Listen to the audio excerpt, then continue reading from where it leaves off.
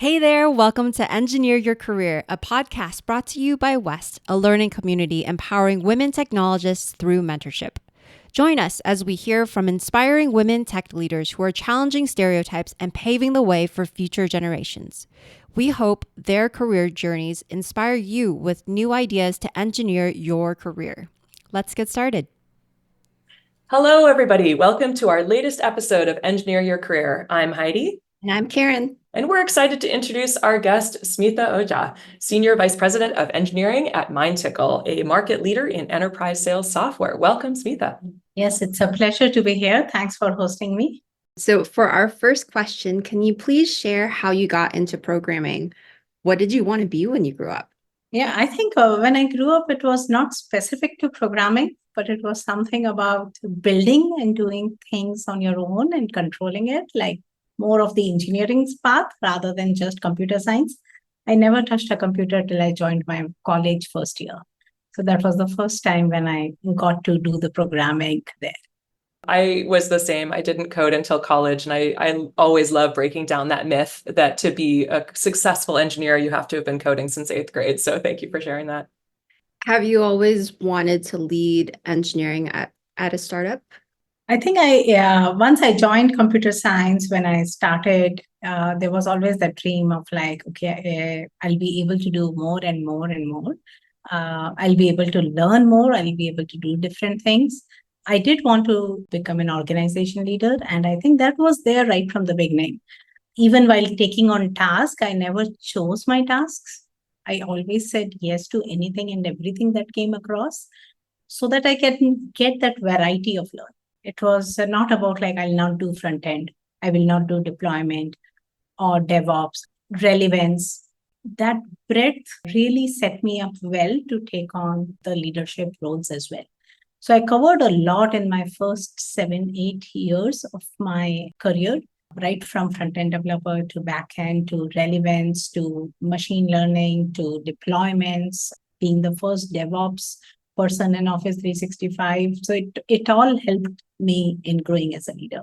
And it sounds like you were saying yes to a lot of different opportunities and perhaps showing some fearlessness along the way. When we were chatting earlier, you mentioned a story from your childhood about building into your fearlessness. I'd love to hear a little bit more about that. Yeah, it is something that I've shared with other folks as well on what makes me so fearless, what makes me a big risk taker in my career. And that is a feeling that I grew up with and got support along the way from everyone around me, including my family members. There's a story when I was a young kid, I was in gymnastics. And one day our coach decided that let's do something different. And he took a ring of fire. And when I'm saying ring of fire, it is literally a ring of fire. It was a bicycle tire with spokes removed, a cloth dipped in kerosene oil, tied around it, and he just lit it. And there were two people holding it with some small handles around it and saying, do you want to jump through it? And I was like, sure, why not? There was no sense of fear. There was just excitement. There was just a goal in front of you, right? And that's the feeling that fear is not something what a child is born with. It is something we acquire as we grow up. And I think if we can fight those fears in a positive way by seeing the excitement in the path, and whenever a tough thing comes in front of me, I see it as a ring of fire and I feel like, oh, I can do it. And that has stayed with me throughout my life. What a story. How old were you at the time? I was in 4th grade at that time. That was the time, like I was not a school topper or very good in studies, or I was pretty average in education. But I think that opportunity that the coach of gymnastics gave me has really helped me along. Incredible. Thank you for sharing that. You've actually said yes to a lot of things over your career. You worked early on at IBM, and you've worked at Google and Microsoft and Facebook. I mean, some really amazing, impressive big names. And now you are leading a startup called Mindtickle. Tell me a little bit about that journey of working at really large, big name companies and what that transition has been like to now working at a smaller startup. Yeah, there was a lot of learning which came in across all the different companies that I worked in, just because of the variety of projects that I touched. Whether it was doing something for the first time, like I worked on streaming big data even before Storm and Kafka were a thing. Wow. Right. And trying that out. Working on Office 365, first SharePoint cloud deployment, multi-tenant deployment. I was leading that effort as an engineer. So a lot of firsts which happened and lot of scaling work that happened. And at that point in the career, when you have done a lot, you want to see how to bring it all together. How can you work on a project that will help an organization even more? So while I've been at the big companies, I think I also got the opportunity to work on all the legacy products, as well as some of the new products that started from 0 to 1 in these efforts. In Facebook, I started a project, Cache Library, which started from 0 to 1. In Microsoft, I started a project in Office 365 telemetry, which was 0 to 1. I also took care of some of the legacy products there. Same thing happened in Google as well. We started some new projects as well as I took care of some legacy. So that balance was always there in me of starting something new, working on something new, partnering with the product. So that spark of working in a startup-like culture in a big company always was the fun part for me. So when the right stars aligned and I would say the right opportunity showed up, I couldn't say no. And I would say the journey for the last 2 years at Mindtickle has been fantastic. I have grown so much in these 2 years and able to use my skills that I acquired in the last 2 decades and put it into use. I think that's also a very fantastic feeling to have. That's awesome. I often feel like, I know for my career journey, I often talk about, I didn't realize I had a theme until I looked backwards. And it sounds like yours has actually been very intentional about sort of acquiring these skills and having an opportunity to be entrepreneurial, but also understand how the older software worked and things like that. So I actually love that you've intentionally gathered all of these pieces of knowledge and experiences around you to help set you up for this amazing experience. Maybe one question, just thinking about, it can be intimidating folks who need to learn something new and sort of, be the first to do a thing. How is it that you like to learn? I mean, I know I like to just go ask other people, well, how did you do it? But if no one's done it, there's no one to ask. So how did you learn? Like, were you just sort of curious and explored and tried stuff? Or what was your approach to learning some of these new things that people hadn't done before? Yeah, one thing that came to me naturally is like, I never said no to an opportunity. If the right folks are there, the right intention is there, it is helping the company I'm part of, then I felt like I'll say yes. Yes, I want to try. Yes, I want to do. Yes, I can try. Or finding things on my own also helped me along the way. For example, like for almost 15 years, I always had a pet project. Besides my assigned things, I would always have a project just for me. And it is related to the work, right? That's how I learned a lot of machine learning stuff. That's how I learned a lot of DevOps or deployment or managing clusters work, that I would write my own scripts and do some things on my own. I would prepare my own monitoring or deployment stuff. So I always had a pet project for me. I did not expect any output of it, but it often gave me a good stepping stone to the next thing that I wanted to do. For example, probably 15 years back when I decided to take the end-to-end machine learning course, I just wanted to learn. And then my next project was entirely machine learning, right? So it just happened that it set the right stepping stones for me to move forward. And it felt like a connected link to me. That's fantastic. Yeah, I can tell you're a very curious kind of lifelong learner, and having that tactic of curiosity and picking things up on your own makes a lot of sense. That's awesome. Maybe one last question about going from a big company to a startup. Are there things that you wanted to bring along to the culture at Mindtickle or to the way that you operated that turned out actually just didn't quite fit because it was a smaller company? Yeah, I mean, there were a few surprises when you go there from a company like Google, where everything is magical. Everything in engineering is like done before. All the tools are set up for you. How the deployment happens behind the scenes, you don't even know because you push a button in there. And here you come and you're like, oh, there are three ways to do this. Oh, okay. Oh, there are three different products in the different product lines, and they have different ways of doing things. I would say some things which I expected, because engineering in a startup is not as matured as engineering in Google, right? I mean, they are just two different extremes which are there.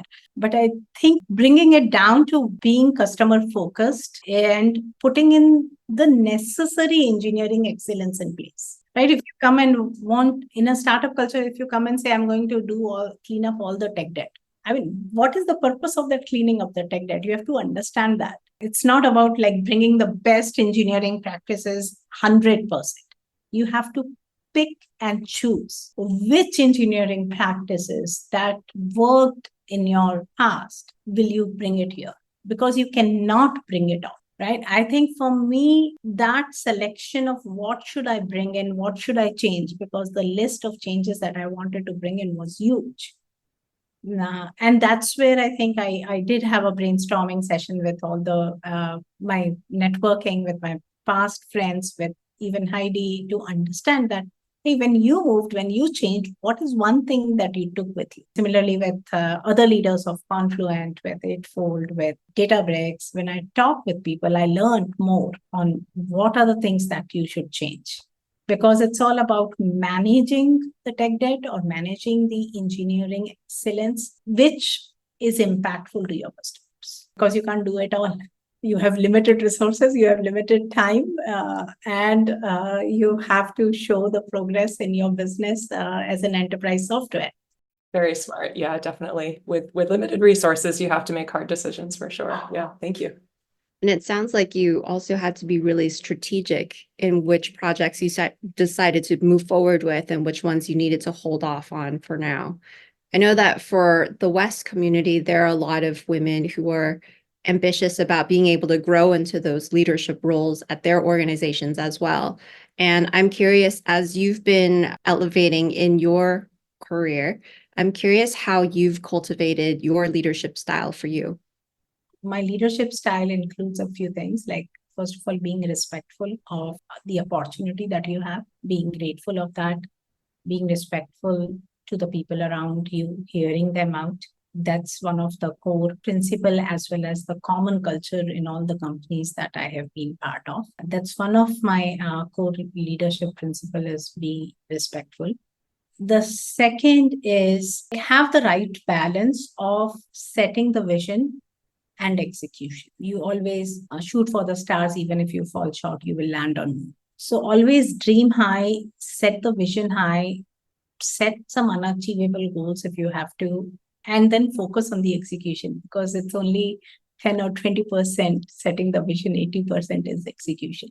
Then deep diving into the flawless execution. Third, I think as an organizational leader, there's nothing you can do alone. It's always how you bring the team along with you, and how do you create that level of psychological safety and trust with all your direct reports, with all your team members. I think that allows you to set higher goals. So I would say that is the foundational piece on which you need to stand in order to make a big, bold vision and then execute flawlessly on it. Yeah, I love that. Along the lines of bringing your team along with you, you talked about sponsorship being something that was very important to you, and also important for leaders to make sure that they're sponsoring others. And I'd love to hear a little bit more about your take on that. Sponsorship, and I would say, especially for women leaders, sponsorship is more important than mentoring. In mentoring, you get the support, you get the coach. In sponsoring, your efforts are recognized. Sponsorship is about somebody identifying your strength, identifying your talent, identifying a perfect match, and keeping you in mind for the right opportunities that will come up. And it could be in the company, it could be outside the company, and everywhere. I would say the other important part of something that helps you grow is your relationship and network with your peers as well as your direct reports. They are the ones sometimes pushing you to take bigger opportunities, right? I've had team members who would say, Smita, come on, we can do it. Let's figure it out. This might get tricky, folks. Let's flesh it out. But the confidence and the support, if you get it from your team members, then I think you feel like, oh, I can capture the whole world. Like I have the right team with me, right? And then you dream even bigger. So for me, the support from my immediate team always has been very critical part of my leadership growth, I would say.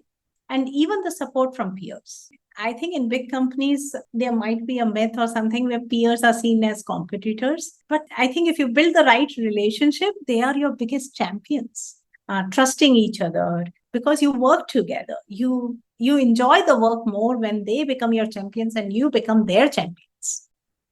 So for me, that peer group is very important. The other part is very important is my product counterparts and my product leaders.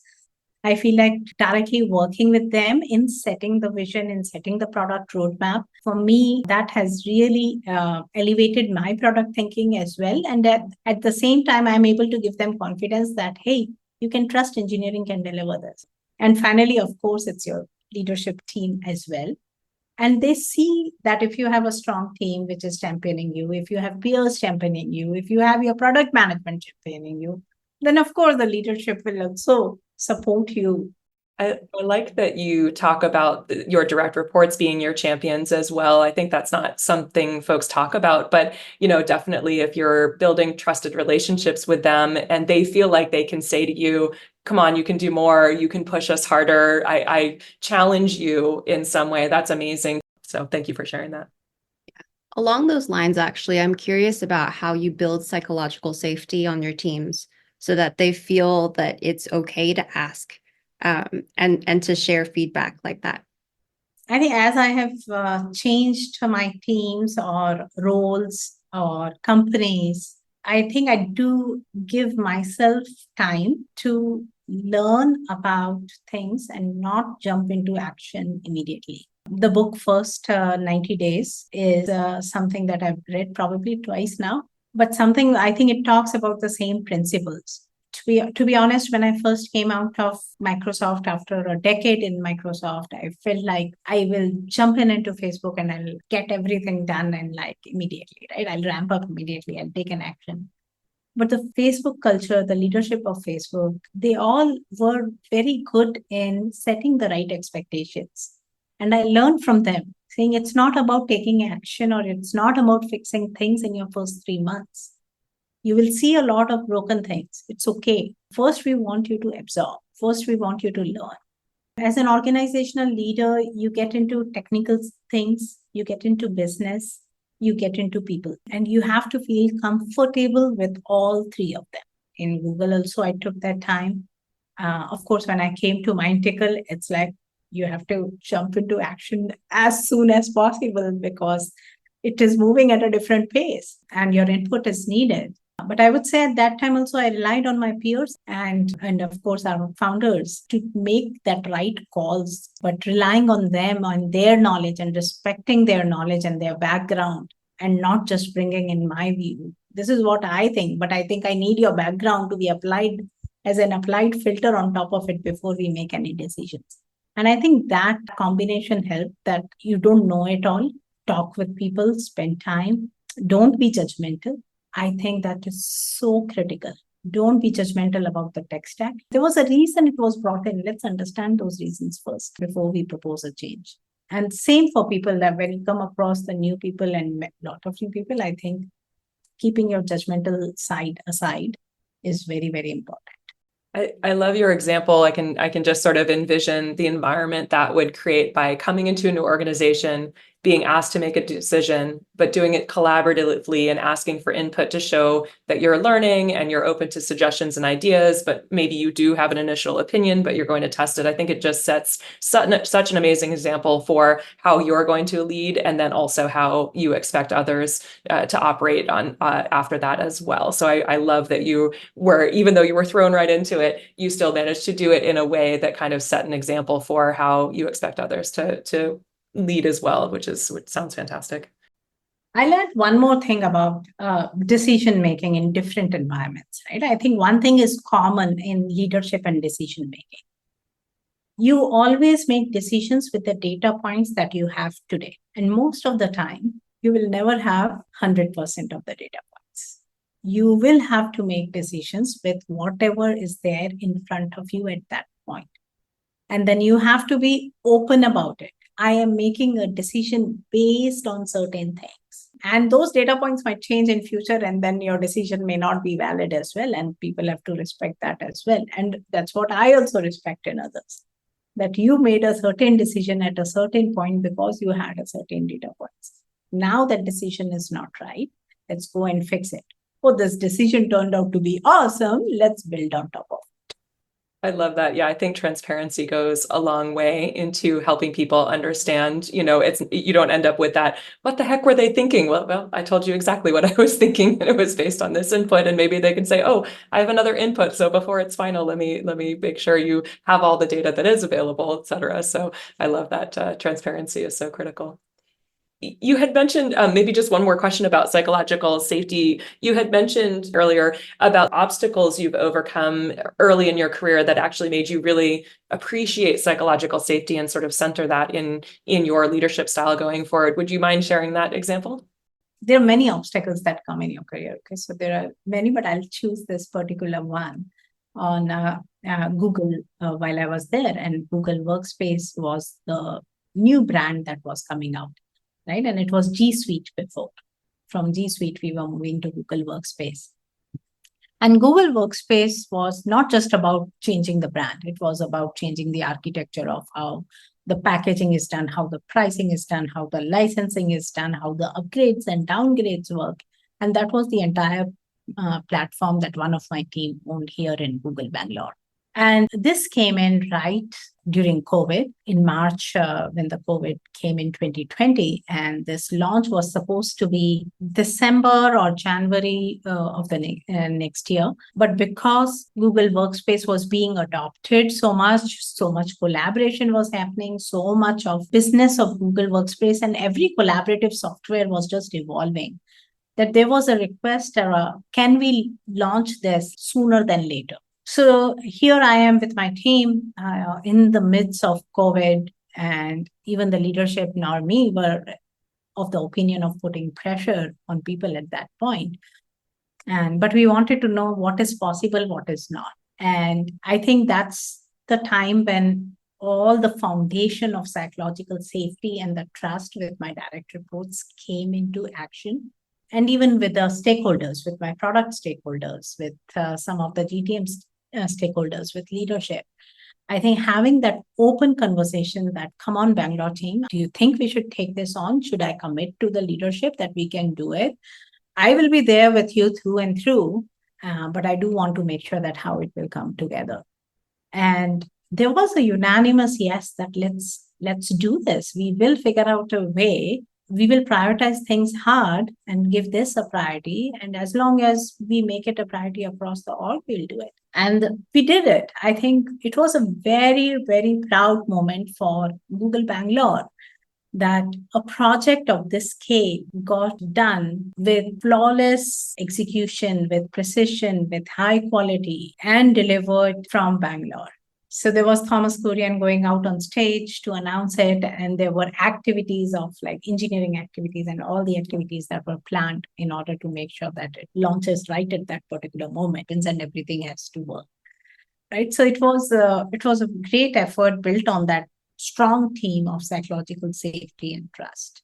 That's amazing. That is always such a great feeling when the team really bonds together and supports each other for a common goal and with a fantastic outcome that benefits everyone. So that's fantastic. Well, congratulations on that one. That's great. So, along the lines of the last obstacle that you shared with us, in our prep call, you'd mentioned that there was another obstacle that you had to deal with around a knee injury, I think. Could you share a little bit more about that? Yeah. So I was pretty active all throughout, especially after two kids. Like you feel like you need to do more workout, you need to be more fit. And during one of those exercises, I injured my knee. And that resulted in a lot of discomfort and pain while you are working, while you are taking care of two young kids, running the family. So it was a little bit draining for me during that period. And then I had finally, I think the knee surgery was one of the options, one of the only options that was there. And the recovery was supposed to be fast. And I think I misunderstood that part, that recovery after surgery is very, very important. And you have to keep that your focus at that particular time. So I was after the recovery, and I was in that work maniac mode where I wanted to do more. I felt like I have to be there for the team. I have to be there for the company. I have to be there for the product, and I have to be there for the kids. And somehow my recovery took a backseat there. So the recovery, which was 3 weeks, even after 3 months, I was not seeing the recovery. And that became a wake-up call for me, because then I would find myself like, oh my God, what is happening to me, right? I'm not able to walk properly. So there, I think somebody told me a very important thing, that Smita, at this particular time, you are juggling three balls. One is your health, one is your relationship, and one is your career. And one of the ball is made of rubber, which will bounce back. The two of your balls are crystal. And you cannot juggle all three, which is very clear at this particular time of your life. So you have to drop one and decide which one will you take forward. So that decision was pretty obvious, that I need to pause at work, and I need to take a break, and I need to focus on my recovery, because working with young kids as well as recovery as well as work got a little bit too much for me at that time. It takes a toll on you as a person, that there's so many things happening. And when your body is not with you, your mind is not with you at that point. So I took the much necessary break for a couple of months so that I gave a lot of time, and then I bounced back pretty strong. So I think that was a pretty important learning that I learned the wrong way. And I hope people who are listening, they understand the importance of health in their life and take that very, very seriously and keep that as your main thing.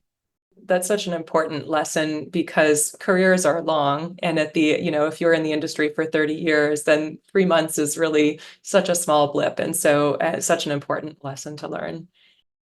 Thank you so much for sharing that story. I'm curious if there are things that you do now to help maintain your health, whether it be physical or mental. Yeah, since then, I did start regular yoga, because at some point when you're very young, you feel like yoga is for old people. So that misconception was removed. And I was like, dude, stretching and this thing is for everybody. So I took up yoga and stretching and especially a regular workout schedule, which I had before, but it took a pause. I think I did add yoga and pranayam as part of yoga, which I continue till date. So that was the change that has carried with me. Well, maybe just for one last question, I just want to say you have had such amazing insights, and you are such a great role model for women in tech. Is there anyone that you look up to in the industry? Maybe someone we could host in the future on our podcast? I had amazing opportunity to work with many amazing women leaders in my career. I would like to call out two specifically. One is Elisa Murphy, who was VP of Engineering when I joined Google. And I was just inspired by her vision. I was just inspired by what she wanted for in the organization and how she built the organization, how she took over a legacy product and developed the right team for it. The other person whom I also had the opportunity to work at Google is Aparna Papu, who is now GM of Google Workspace. She's leading the whole engineering as well as the business, as well as the product of Google Workspace. And I think when I joined, she was new to Google Workspace. And seeing her ramp up in Google Workspace, make the right decisions, make the right product calls, take the team forward. This rebranding of Google Workspace experience, which I talked about, was under her leadership. So, I mean, these are two of the amazing women leaders in the industry that I really admire. Fantastic. Well, we will look for an introduction and see if we can get them on our podcast in the future. Thank you so much for sharing that. Yeah. So we're curious. So if there's one thing that you would like people to take away from our conversation from today, what would you like for them to remember? Fear is a man-made concept. You are not born with fear. Take risks. It's okay. Make sure you have the right foundation to take the risk. So focus, if you have the right foundation, I would say go ahead and take the risks. Pays off. It hones your career. It hones you as a person in different ways. And even if you fail, it's okay. And that's why I'm saying first have the right foundation and then go and take the risks. Thank you. Super inspirational. I am inspired to go jump through a ring of fire now, so I can't wait. So thank you so much, Smita. It's been a true pleasure. Really appreciate your insights. Thank you so much. Thank you, Smita. Yeah, it's a pleasure to be on the host with Heidi and Karen. Thank you. And that wraps up another great episode of Engineer Your Career, brought to you by West. Are you ready to take control of your career? West can help. The West Career Accelerator is a 6-month learning program that combines one-on-one mentorship and group-based career coaching to help women gain clarity, save time, and define success on their own terms. We're here to help you create a path towards the career you'll love. Check out how West can help you succeed at joinwest.org. Special thanks to our production team, Scott Williams and Alona Matukina. If you have questions or nominations for future speakers, please email podcast@joinwest.org. Thanks for tuning in.